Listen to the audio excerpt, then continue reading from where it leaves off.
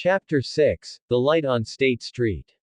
Evening was settling over downtown Chicago, the kind of twilight where glass towers catch the last glow of the sun and turn the streets into rivers of gold. I was walking along State Street, where lights flickered on and the hum of the city became a rhythm all its own. Among the shoppers and commuters, I noticed a woman standing near a storefront, handing out small folded cards with soft words written on them, verses of scripture. Her name was Layla. She looked like someone who once knew the world stage well. Graceful posture, confident smile, but her eyes carried a gentleness that only comes after surrender.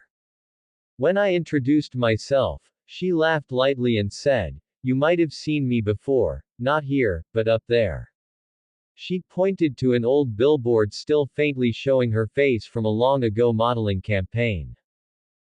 Layla had once been a top model traveling between New York, Paris, and Los Angeles, living what she called a life made of mirrors. "I looked perfect," she said, "but I was hollow inside. Every spotlight felt colder than the last. Success had filled her pockets but emptied her soul. I had fame, money, and attention," she said, "but I didn't have peace." One night in her high-rise apartment, surrounded by designer clothes and unopened champagne, she said she heard a voice whisper in her heart, "This isn't life, this is loneliness dressed up." She fell to her knees and wept.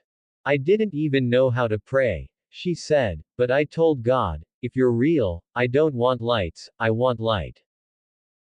The next morning, she opened her Bible, a gift from her grandmother that she'd carried for years but never read. The first verse her eyes landed on was Matthew chapter 6 verse 21, "For where your treasure is, there will your heart be also." "That verse broke me," she said, tears filling her eyes. "I realized I'd been chasing everything except the one who gave me everything." From that day forward, she began turning her life around, walking away from contracts, agents, and the endless search for approval. She started volunteering at a women's shelter downtown, sharing her story with those trying to escape the same empty glitter.